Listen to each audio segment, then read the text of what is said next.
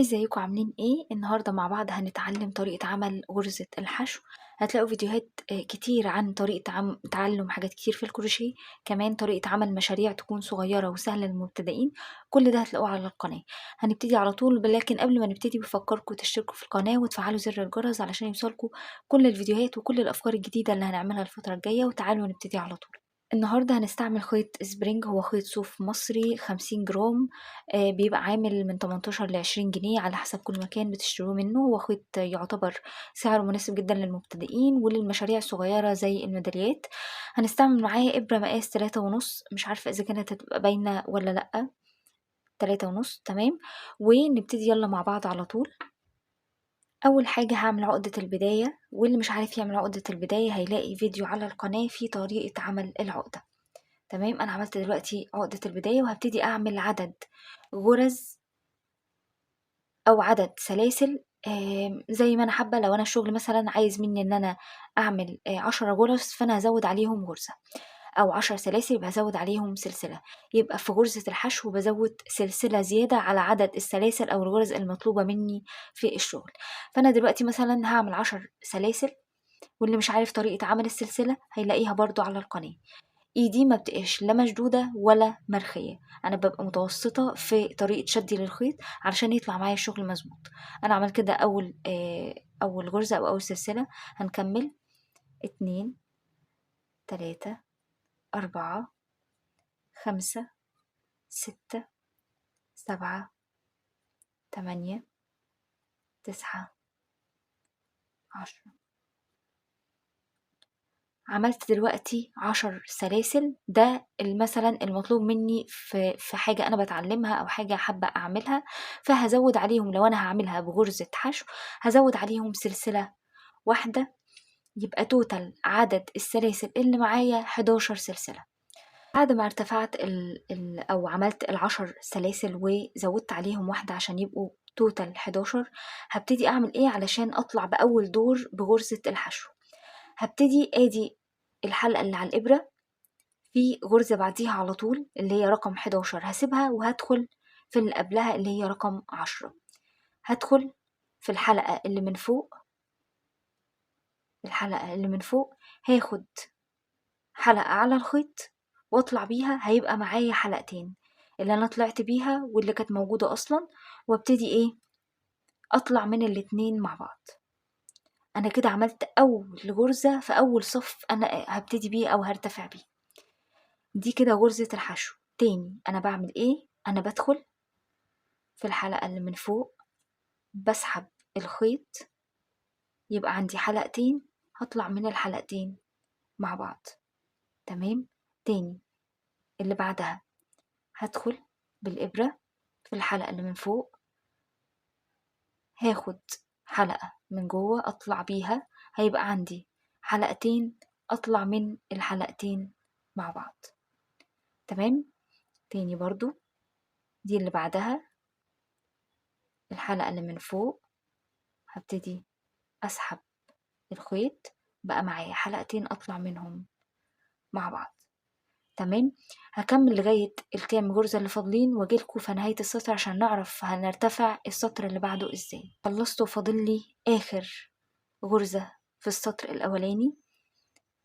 هندخل في الحلقة اللي من فوق، هناخد او هنسحب الخيط، هيبقى عندنا الحلقتين نطلع منهم مع بعض.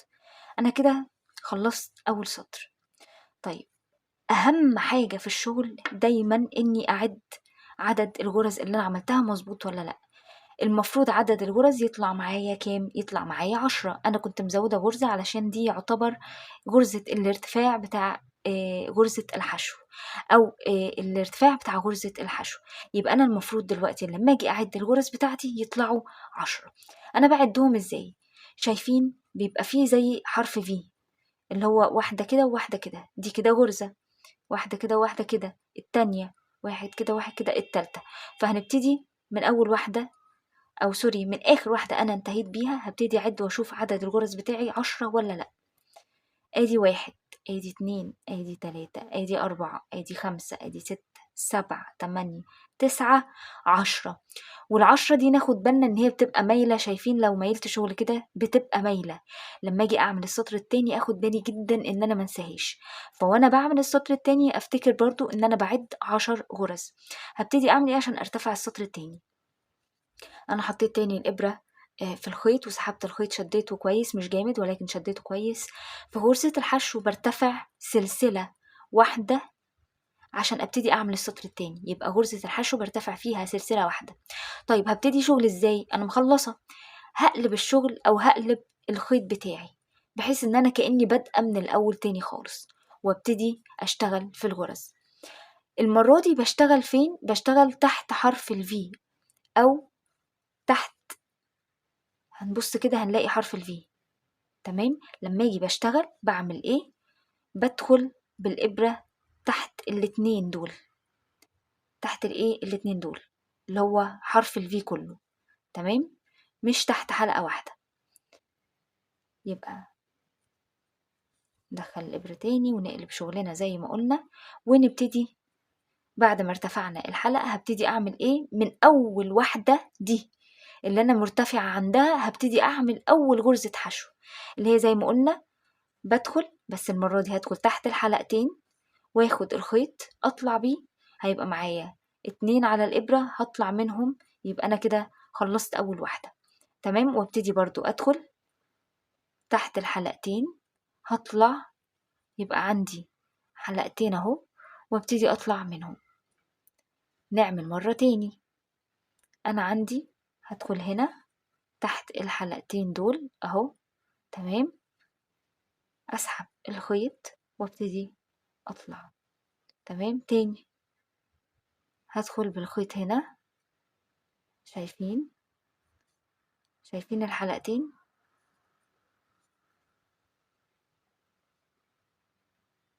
واضحين؟ ادي واحدة ادي 2. تمام. وابتدي اسحب الخيط واسحبه تاني تحت الحلقتين اهو، الفي، ادي 1 ادي 2.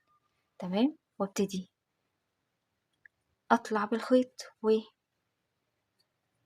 واطلع من الحلقتين. هكمل لغاية اخر واحدة وهرجع لكم على طول. طيب انا كده كملت الغرز ما عدا اخر واحدة. لو خدتوا بالكم لو انا ما عدتش الغرز مش هحس ان دي غرزة، لان انا قلت لكم اخر غرزة دي مايلة شوية فمش هتبقى باينة. لكن لو عديت عدد الغرز اللي عندي هلاقيهم 9 مش 10. نعد مع بعض.